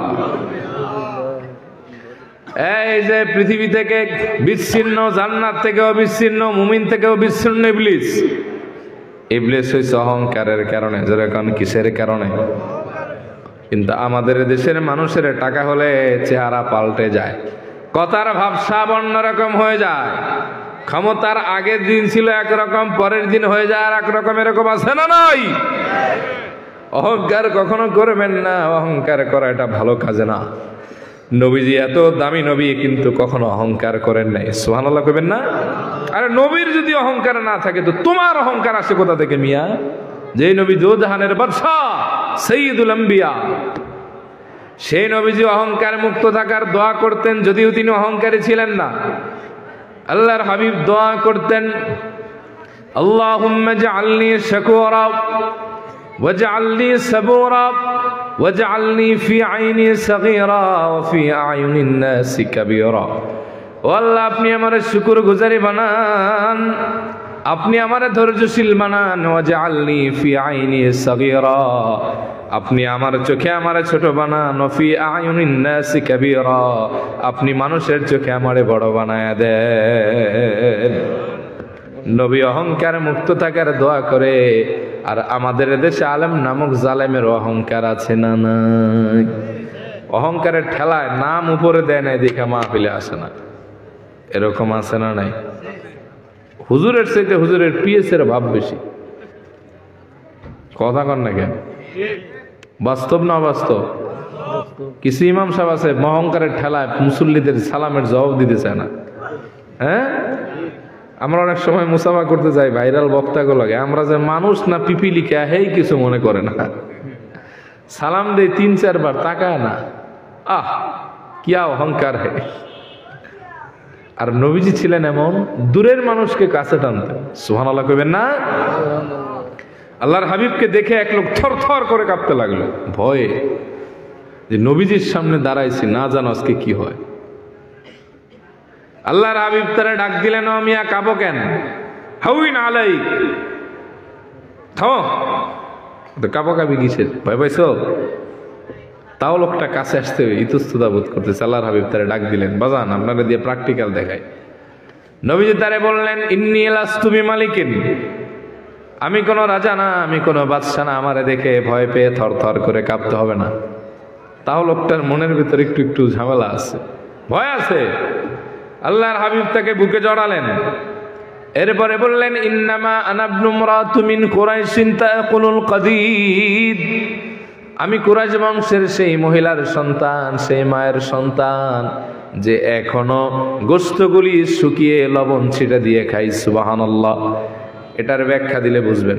তৎকালীন আরবে যারা গরিব মানুষ ছিল, তারা গোশতগুলি আপনার আমার মতো মশলা দিয়া পাকাইয়া খাওয়ার তৌফিক তাদের ছিল না।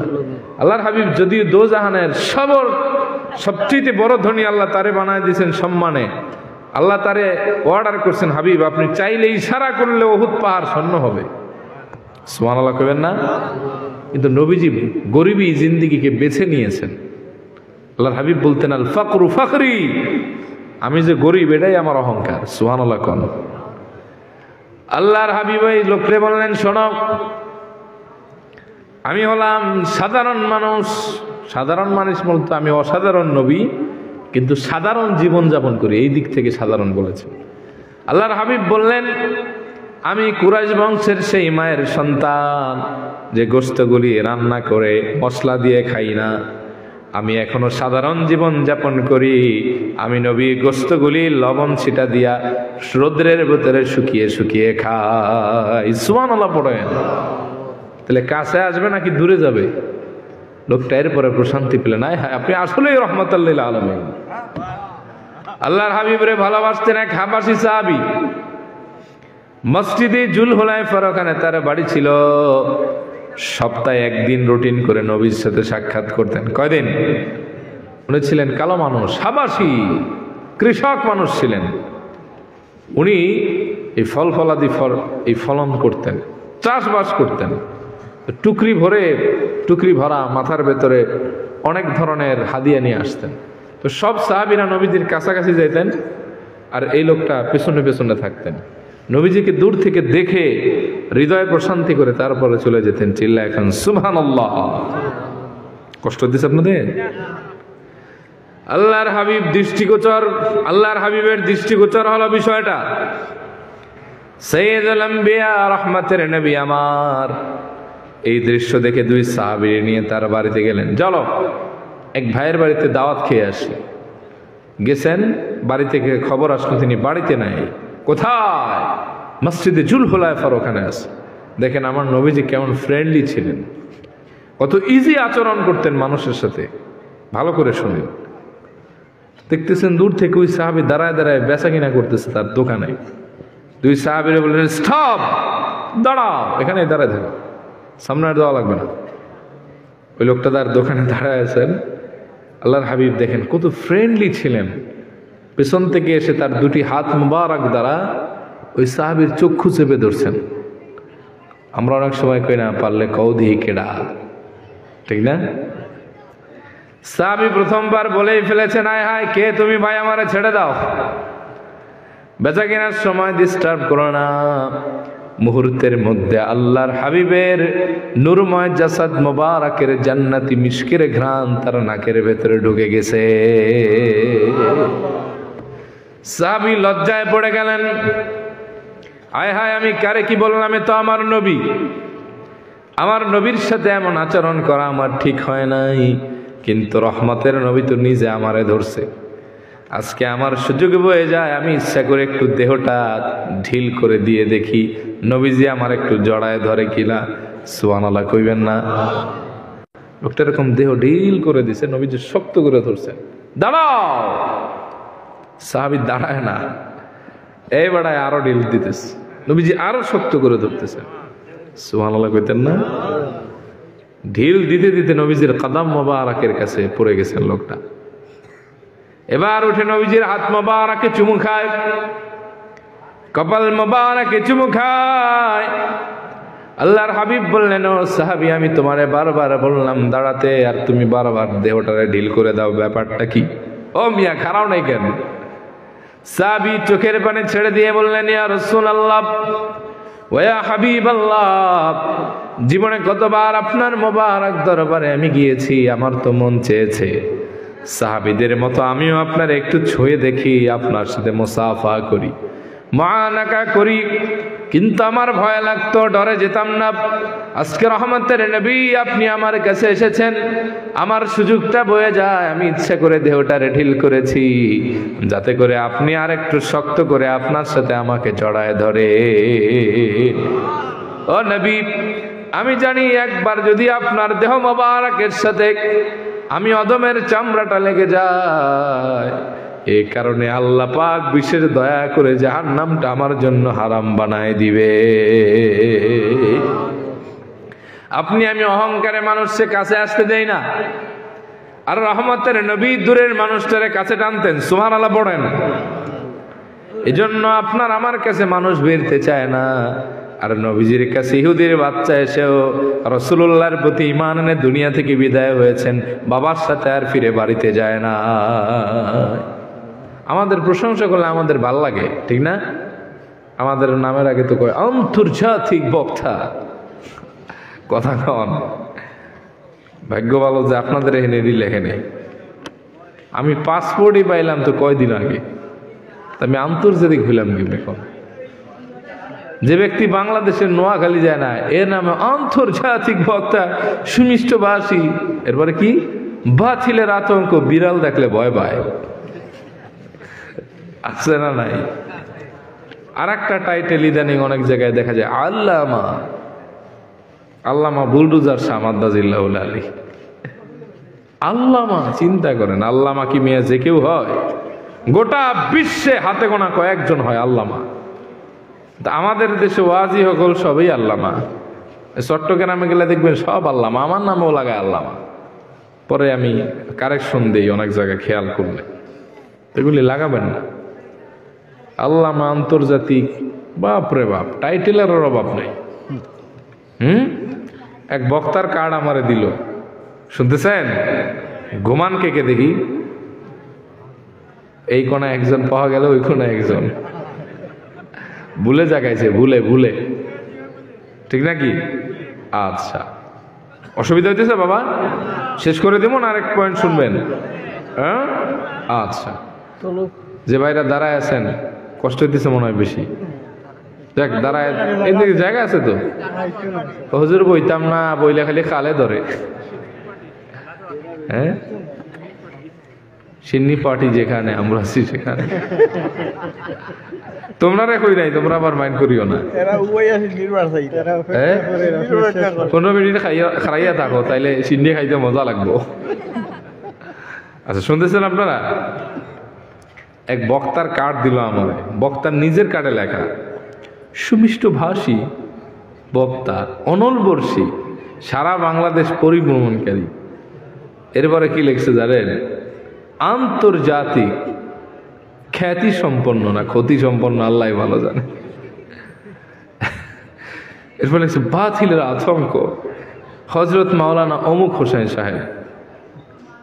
নিচে আবার লেখছে কি জানেন কার্ডের ভিতরে, বিশেষ দ্রষ্টব্য, হুজুর কালেকশনে পারদর্শী, নিম্নের বিকাশ নম্বরে বিকাশ করিয়া হুজুরের লগে যোগাযোগ করো। চিন্তা করেন, এক বক্তা যদি নিজের কার্ডের ভিতরে এতগুলা টাইটেল লেখে তো পাবলিক কই যাবে? এগুলি অহংকারের শামিল। আমার কার্ডে আমি মাওলানাও লিখি না, আপনি দেখবেন আমার কার্ডে লেখা মুহাম্মদ। আমার অন্য কেউ মাওলানা গুলো খুব, সেটা ভিন্ন বিষয়। আমি নিজে লেখাটা এটা আমার কাছে ভালো মনে হয় না। তো বুঝানোর জন্য বললাম, আমি যে সুফি সদরুল্লাহ এটা না, মানে বুঝাইলাম যে আপনার আমার প্রশংসায় আমাদের বুকের পাঠা 2 ইঞ্চি বাইরে যায়। আর নবীজির প্রশংসা করলে সামনাসামনি নবীজি লজ্জা পাইতেন। সুবহানাল্লাহ কইবেন না? কতটা বিনয় ছিলেন দেখেন। এক লোক এসে নবীজির দিকে তাকালেন, আল্লাহর হাবিবের চেহারা নোয়ারা দেখলেন, সে পাগলের মতো হয়ে গেলেন। বললেন, ইয়া খায়রুল বারিয়া, হে পৃথিবীর সর্বোত্তম সৃষ্টি, হে সুন্দর অবয়বের মানুষ। আল্লাহর হাবিব লজ্জা পেয়ে গেলেন, বললেন, দাকা ইব্রাহিম আলাইহিস সালাম, এটা আমি না, আমার বাপ ইব্রাহিম। সুবহানাল্লাহ। আর আমরা হজ করি, আলাজ না লাগালে মন খারাপ হয়, এরকম হাজি নামের পাজি আছে না নাই? নিজের নামের আগে ভালো টাইটেল না দিলে বেজার হয়ে যায়, এটা অহংকারের লক্ষণ। মনে রাখবেন, অহংকার মানুষকে ধ্বংস করে দেয়। ইন্নাল্লাহ লা ইউহিব্বু কুল্লা মুখতালিন ফখুর, আল্লাহ কোন অহংকারী দাম্ভিককে পছন্দ করেন না। সুন্নাতুল্লাহি ফিল আরদ, এই জমিনে আল্লাহ পাকের সুন্নাত হলো মান তাওয়াদা তারাফা, যে বিনয় হয়ে যায় আল্লাহ তার মর্যাদাটা বাড়ায় দেয়। এজন্য আমি প্রায় বলি, কখনো অহংকার করো না। তোমাকে আল্লাহ পাক যা দিয়েছেন তা তোমার কাছে আমানত। তিনি চাইলে তোমার নেয়ামতকে বাড়ায় দিতে পারেন, আবার চাইলে ছিনেও নিতে পারেন। কারণ বিয়াদিহিল খাইর, কল্যাণ তো সব তার হাতে। ও তো ইজ্জু মান তাশা ও তো দিল্লু মান তাশা, তিনি এমন রব, তিনি সম্মানও দেন আবার অপমানও করান। 1 ঘন্টা আগের প্রধানমন্ত্রীকে 1 ঘন্টা পরে দেশহারা করতেও পারেন। কথা বলেন ঠিক কিনা? এখন আমি আলেম, একটু পরে আমার জালেম বানায় দিতে পারেন। কথা কন ঠিক কিনা? সকালবেলার ধনীরে সন্ধ্যাবেলা ফকির বানায় দিতে পারে কি পারে না? তাহলে অহংকার করবেন নাকি বিনয় হবেন? বিনয়ী যত হবেন তত আপনার মর্যাদা বাড়বে, অহংকারী যত হবেন তত আপনার জীবনটা গোল্লায় যাবে। আর একটা পয়েন্ট আমি 5 মিনিটে বলে দেই, বুঝতেছি আপনাদের কষ্ট হইতেছে। পরে সিন্নি খাইয়া যদি বদদোয়া দেয় তো অর্ধেক যাইবো আপনাদের উপর, অর্ধেক যাইবো আমার উপর। কি সিন্নি দিলা, ঠান্ডা ঠান্ডা খাইয়া মজা নাই। হ্যাঁ, গরম, আরেকজনকে গরম করবে। তার মানে কি এটা পার্সেলে বাড়িতে যায় নাকি? একবার আমার মনে আছে, এদিকেই কোথায় যেন বাদেশ্বরে নাকি, এক মুরব্বীরে একটা দিছে, বাবা আর একটা দিলাও না, তোমার শাসিয়ে না খাইবো। তো এটা একটা মহব্বতের জিনিস। কয় টাকার দাম, মানুষ তো পেট বেড়ে কাচ্চি খায়, বিরিয়ানি খায়, এটা খায়, ওটা খায়, এটা একটা ভালো লাগার বিষয়, অন্য কিছু না, তাই না? আর একটা পয়েন্ট বলি, ধৈর্য আছে? থাকবেন কে কে দেখি? সবাই থাকবো, কারণ তো আছে একটা, প্রধান অতিথি এখনো বাকি আছে। কি কন ভাই সাহেব? আর একটা পয়েন্ট বলে দেই 5-7 মিনিটে। হ্যাঁ বাবা, কিছু হক আদায় হোক, বুঝতেছেন কথা? 4 নম্বর, আপনার যদি মর্যাদা বাড়াইতে চান, সম্মান যদি বাড়াতে চান, তাহলে মানুষকে ক্ষমা করে দেন। মানুষকে যদি কোনো মানুষ আল্লাহর জন্য ক্ষমা করে দেয়, আল্লাহ তার মর্যাদাটা বাড়িয়ে দেয়।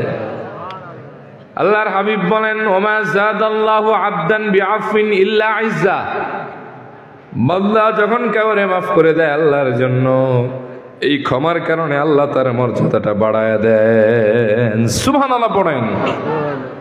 কিন্তু আমার দেশের মানুষ ক্ষমা করতে চায় না। আপন ভাইয়ের সাথে 10-7 জমি নিয়ে দ্বন্দ্ব, বছরের পর বছর সালাম দিলে জবাব নেয় না, দাওয়াত দিলে তার ঘরে যায় না, এমনকি অসুস্থ হয়ে বিছনায় পড়ে আছে, দেখতেও একবার যায় না, এরকম আছে না? না। আপনি মানুষকে ক্ষমা করেন, আপনারে ক্ষমা করে দিবে কে?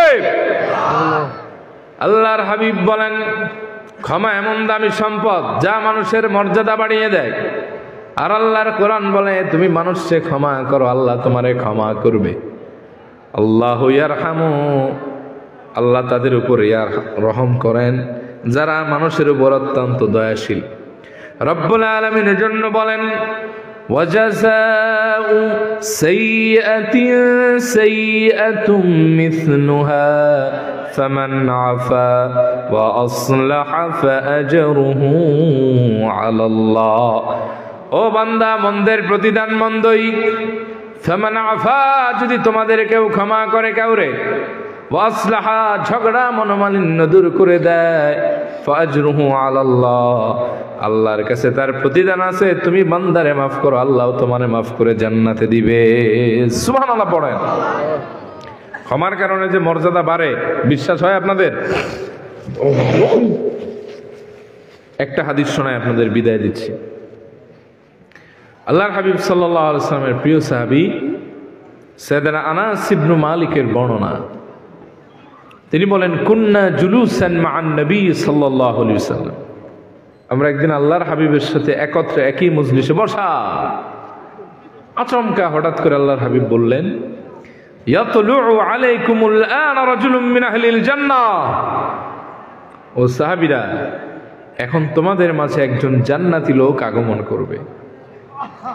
ও সাহাবীরা, এই মজলিসে এখন যে আগমন করবে সে সাধারণ কেউ না, সে একজন জান্নাতি। সাহাবীরা, তোমরা একজন জান্নাতি লোকরে এখন দেখবা। ফাতালা রাজুলুম মিনাল আনসার, আমরা দেখলাম একজন আনসারী সাহাবী, তিনি আগমন করলো। তানতিফু লিহিয়াতুহু মিন উদুহি, তার দাড়ি বেয়ে বেয়ে টপ টপ করে ওযুর পানিগুলি ঝরছে। قد تعلقنا عليه في يده الشمال, আর তার বাম হাতের ভেতরে জুতাটারে ভাঁজ করে বহন করে নিয়ে আসছে।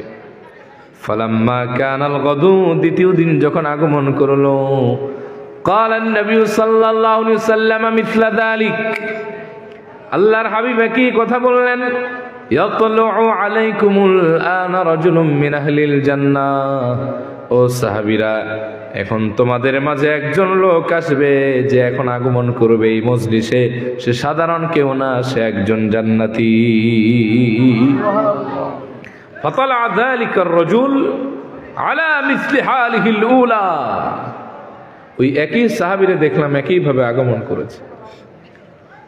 তানতিফু লিহিয়াতুহু মিন উদুহি, দাড়ি বেয়ে বেয়ে তার পানিগুলি টপ টপ করে ঝরছে, ওযুর পানি, আর বাম হাতে তার জুতাটারে বহন করে নিয়ে আসছে। ফালাম্মা কানা আল-ইয়াওমু আস-সালিসু ক্বালা আন-নবী সাল্লাল্লাহু আলাইহি ওয়াসাল্লাম মিসলা মাকালাতিহি আইদান, এরপরে তৃতীয় দিন আল্লাহর হাবিব একই কথা বললেন, একই সাহাবীর একই অবস্থায় আসতে দেখা গেল। সুবহানাল্লাহ কইবেন না? নবীজি তারে জান্নাতি বললেন কয়বার? বড় করে খাও না বা? 3 বার।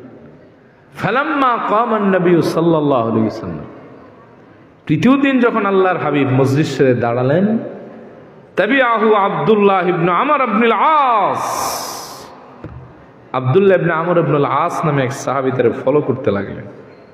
ব্যাপার কি, সাহাবী 3 বার জান্নাতি সনদ পাইলো, এর চিনি না জানি না, ফেমাস কেউ না, এর কি আমল আছে, কই তার বাড়ি ঘর, এটা আমাকে অবশ্যই জানতে হবে। সুবহানাল্লাহ কইবেন না? এখন আর আওয়াজও বাইরে না, সিন্নিয়ে ধরছে এদের। বড় করে এখন সুবহানাল্লাহ, এবার ঠিক আছে। আব্দুল্লাহ ইবনে আমর ইবনুল আস ওই সাহাবীর ফলো করতে করতে তার ঘর বাড়ি চিনে এসেছেন। কয়েকদিন পরে গেছেন তার বাড়িতে, গিয়ে বললেন, ভাই আমি একটা বিপদে পড়ে তোমার বাড়িতে এসেছি। ইন্নী লাহাইতু আবি, আমি আমার বাবার সাথে ঝগড়া করেছি। ফাকাসামতু আল্লাহ আদখুলা আলাইহি সালাসান, ঝগড়া করেছি এতে কোনো সমস্যা হতো না, কিন্তু আমি আমার আব্বারে কসম করে বলেছি, বাবা 3 দিন আর তোমার বাড়িতে ঢুকবো না, কসম করলাম। কয়দিন? এখন বিপদে পড়ে গেছি, তুমি আমার যদি একটু থাকতে দাও আমার প্রতি বড় ইহসান হয়। আনসারী সাহাবী বললেন, এই কথা, আহলান ওয়া সাহলান মারহাবান বিক, you can stay with me and my family, no problem. 3 দিনের তো বিষয়, থাকো। আবার আব্দুল্লাহ চান্স পেয়ে ভিতরে ঢুকে গেছেন, গোয়েন্দার মতো তার পেছনে ঘুরতে লাগলেন। সাহাবী যা করে সেটা ফলো করে, চোখ দুইটা তার সিসি ক্যামেরা। আমর ইবনুল আস বলেন, প্রথম দিন আমি তার পেছনে ঘুরলাম, তেমন কিছু পেলাম না। ভাবলাম রাতের বেলা সাহাবী আমলটা করবে, দেখলাম রাতের বেলা সাহাবী এশারের নামাজ পড়ে ঘুমায়, বিড়বিড়ি করে ঘুমানোর আগে কি যেন বলে। ভাবলাম দ্বিতীয় দিন করবে, দ্বিতীয় দিনও দেখলাম সাহাবী কিছু করলো না, ভাবলাম দ্বিতীয় রাতে করবে। সাহাবী তাও করে, কিছুই করে না, বিড়বিড় করে কি যেন গিয়া বইলা ঘুমায় থাকে। আমর ইবনুল আস বলেন, আমার হতাশা বাড়তে লাগলো। ভাবলাম সাহাবীটা তৃতীয় দিন সে আমল করবে, সাহাবী দেখি তাও করে না। তৃতীয় রাতে আমি ঘুমাই না, সাহাবী ঘুমায়, সারা রাত আমি জেগে জেগে তারে পাহারা দেই, কিন্তু সাহাবী তৃতীয় রাতেও কোনো আমল করে নাই। আমর ইবনুল আসের ভেতরে হতাশা বাড়লো। ফজরের নামাজের পরে বিদায় নেওয়ার পালা। আমর ইবনুল আস তার হাত ধরে বললেন, ভাই আসলে তোমার সাথে একটু কৌশলের খেলা আমি খেলছি। ও আমার প্রিয় ভাই, আমার বাবার সাথে এমন কোনো ঝগড়া হয় নাই যে তোমার বাড়িতে থাকতে হবে। তোমার কি মনে পড়ে নাকি আল্লাহর হাবিব তোমার 3 বার একই মজলিসে জান্নাতি বলেছিলেন? আল্লাহর হাবিব বলেছিলেন, ইয়াতলু আলাইকুমুল আনা রাজুলুম মিন আহলিল জান্নাহ। ও সাহাবীরা, এখন তোমাদের মাঝে একজন জান্নাতি লোক আগমন করবে। ফাতালাতা আনতা সালাসা মাররাতিন, 3 বার তুমি আগমন করেছিলে। তখন আমি মনে মনে তখনই জল্পনা কল্পনা করেছিলাম যে তোমার যে আমলের কারণে তুমি জান্নাতি হয়েছো, যে কোনো ভাবে আমি আমর ইবনুল আস সেটা জেনে ফাক্তাদিবি, ওটা আমল করে আমিও জান্নাতি হয়ে যাব। কিন্তু আমার প্রাণপ্রিয় আনসারী ভাই, এমন কোন আমল তো 3 দিন 3 রাতে আমি পেলাম না। তাহলে কোন আমলের কারণে আল্লাহর হাবিব তোমারে জান্নাতি বলেছে, আমারে তা একটু খুলে বলো না ভাই। আনসারী সাহাবী বললেন, আমর ইবনুল আস, এমন কোন আমল আমার আছে কিনা আমি জানি না, কিন্তু যখন প্রত্যেক দিন আমি ঘুমোতে যাই, বিছানায় গিয়ে আল্লাহরে ডাক দিয়ে বলি, আল্লাহ তোমার যে বান্দা আমারে কষ্ট দিয়েছে, আমার হক মেরে খেয়েছে, আমার প্রতি জুলুম করেছে, অন্যায় করেছে, আমি তাদের প্রতি কোনো দুঃখ রাখলাম না, ব্যথা মনে পুষলাম না, আমি তাদেরকে তোমার জন্য মাফ করে দিলাম। আল্লাহ তুমি তারেও মাফ করো, আমারেও মাফ করে দাও। আমর ইবনুল আস বলে, ওরে আনসারী সাহাবী, এই তো সে আমল পেয়ে গেলাম যে কারণে 1 বার না 2 বার না 3 বার আল্লাহর হাবিব তার নূরের জামানায় তোমারে জান্নাতি বলেছেন। সুবহানাল্লাহ।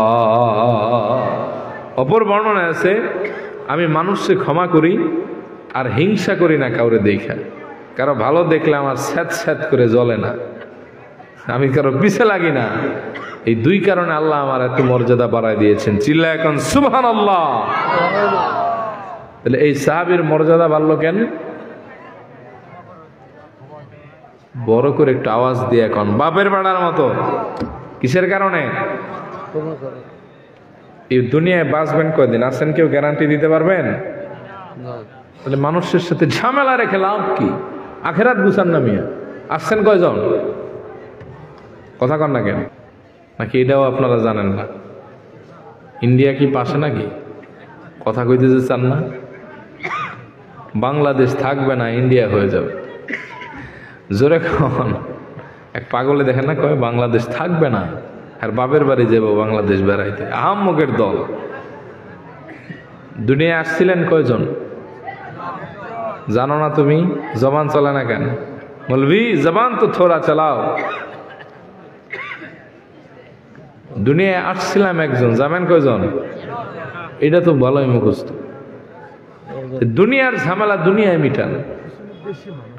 ভাই আপনারা একটু সামনে আসেন না, কারণ সিস্টেম করতেছি, দাঁড়ান 2 মিনিট ধৈর্য ধারণ করে দাঁড়ায় থাকেন, এরপরে আপনার সিটিং করার ব্যবস্থা আমি করলাম ইনশাল্লাহ। শুনতেছেন?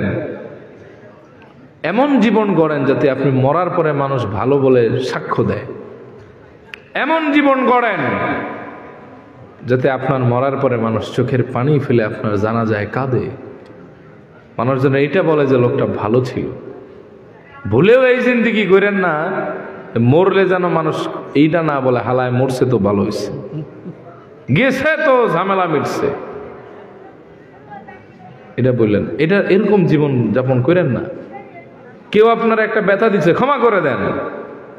আমি এই নীতিতে বিশ্বাসী, বুঝছেন। আমাকেও রাগ উঠে মাঝে মাঝে, মেজাজ খারাপ হয়, হইতেই তো পারে, কিন্তু এটা বেশিক্ষণ থাকে না আমার, এটা আল্লাহ পাকের একটা দয়া।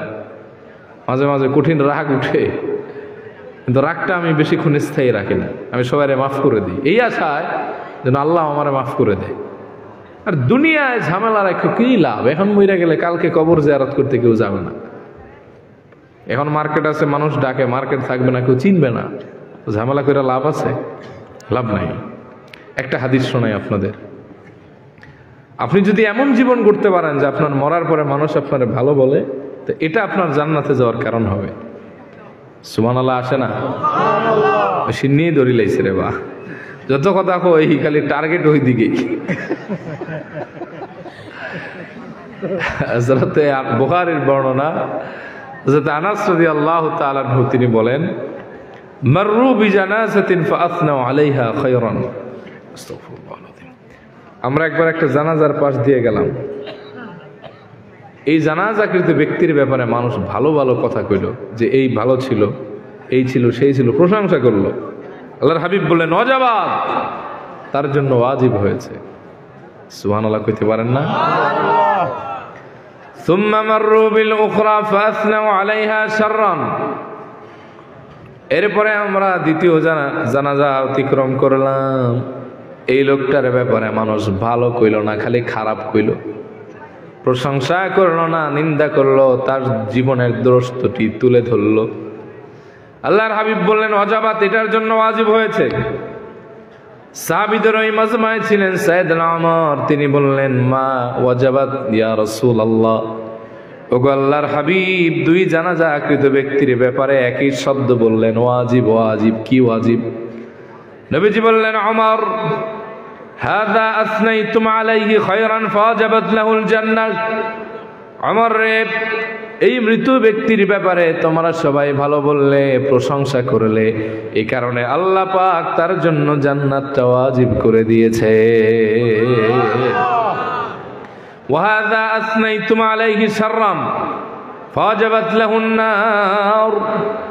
ও ওমর, আর এই মৃত ব্যক্তির ব্যাপারে তোমরা প্রশংসা করলে না, নিন্দা করলে, আক্ষেপ ঝাড়লে, এই কারণে আল্লাহ পাক তার জন্য জাহান্নামটা ওয়াজিব করে দিয়েছে। আনতুম শুহাদাউল্লাহি ফিল আরদ। ওমর রে, আল্লাহর জমিনে তোমরা হলো সাক্ষীদাতা, তোমরা মুমিনরা যারে ভালো বলো আল্লাহ তারে ভালো বলে, আর আল্লাহর কাছে যে ভালো হয়ে যায় সে জান্নাতি হয়ে যায়।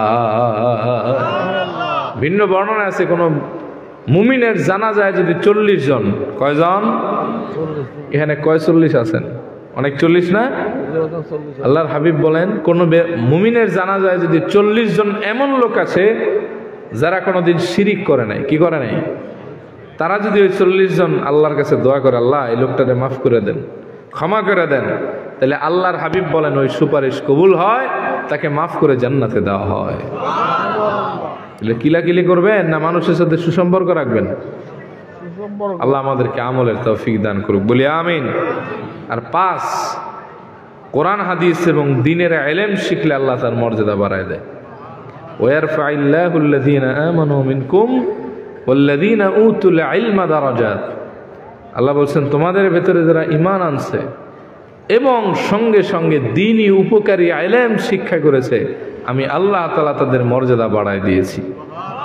আল্লাহর হাবিবের শানে সালাম পেশ করি, ইয়া নবী সালাম আলাইকা ইয়া রাসূল।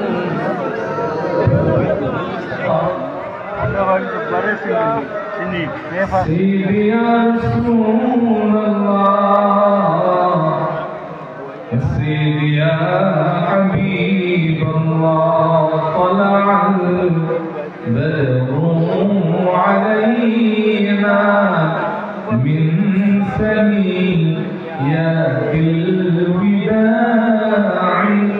وجب الشكر علينا مدعا لله داعي يا نبي سلام يا رسول سلام عليك يا حبيب سلام عليك صلاة الله درود السلام আপনার চরণে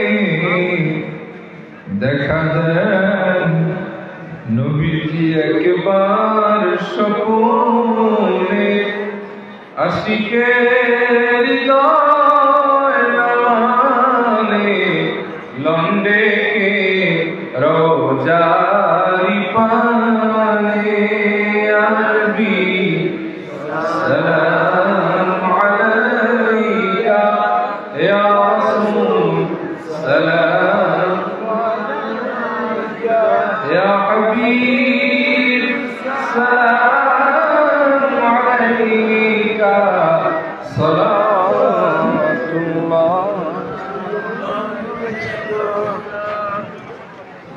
بلغ العلا بكماله كشف الدجى بجماله حسنت جميع خصاله الحمد لله رب العالمين والصلاة والسلام على سيد الأنبياء أشرف المرسلين وعلى آله وصحبه أجمعين ربنا ظلمنا أنفسنا وإن لم تغفر لنا وترحمنا لنكونن من الخاسرين ও মালিক গভীর রাত হয়ে গেল কত মানুষ আরামের বিছানায় ঘুমাচ্ছে আপনার গোলামেরা দীর্ঘ সময় কোরআন হাদিস থেকে আলোচনা শুনলো মন ভরে ভরে মুঠ ভরে ভরে দান করলো আল্লাহ আউয়ালা আখিরে যত নেক আমল হলো কবুল করে নেন এই উসিলায় আপনি আমাদেরকে মাফ করে দেন আল্লাহ আমাদের মুর্দেগান যারা কবরে সবাইকে মাফ করে আপনি জান্নাতের ফয়সালা করে দেন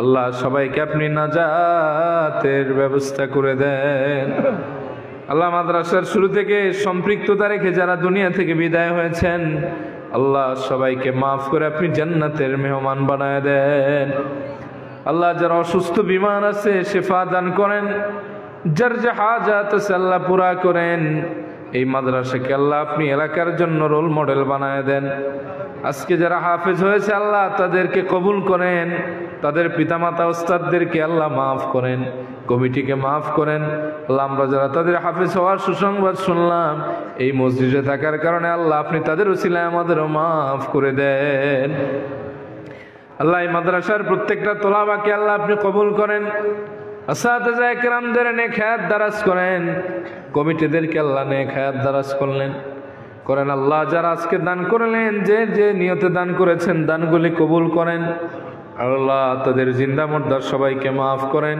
তাদের রিজিকে বরকত দেন হায়াতে ইজ্জতে বরকত দেন আল্লাহ প্রবাসে যারা আছে সহি সালামতে থাকার তৌফিক দেন কামাই রুজিতে বরকত দেন আল্লাহ তাদের নিরাপদ জিন্দেগি যাপনের তৌফিক দেন আল্লাহ এই মাদ্রাসাকে মাহফিলকে সর্বদা প্রবাসী ভাইয়েরা সহযোগিতা করে এসেছেন আল্লাহ সেই সমস্ত প্রবাসী ভাইদেরকে আল্লাহ নেক হায়াত দারাজ করেন আল্লাহ তাদের দিলকে আল্লাহ আরো উজাড় করেন আল্লাহ কোরআনের নূর তাদের সিনায় পয়দা করে দেন আল্লাহ তাদের জান ও মাল আপনি হেফাজত করে নেন আল্লাহ আমাদের সন্তানদের নেককার বানান পরহেজগার বানান আল্লাহ আমাদের জানাজার ইমাম বানান যুবক ভাইদের দিনের জন্য কবুল করেন 5 ওয়াক্ত নামাজি বানান পর্দার আড়ালের মা বোনদের কবুল করেন আবেদা সালেহা যাকিরা শাকিরা বানান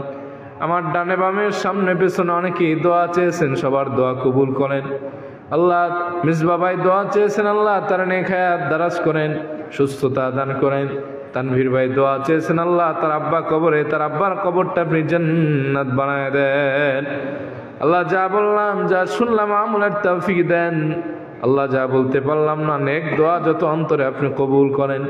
যেদিন মওত দিবেন আল্লাহ রমজানে মওত নসিব করেন, শুক্রবার দিনে মওত নসিব করেন। সুবহান রাব্বিকা রাব্বিল ইজ্জাতি আম্মা ইয়াসিফুন ওয়া সালামুন আলাল মুরসালিন আলহামদুলিল্লাহি রাব্বিল আলামিন।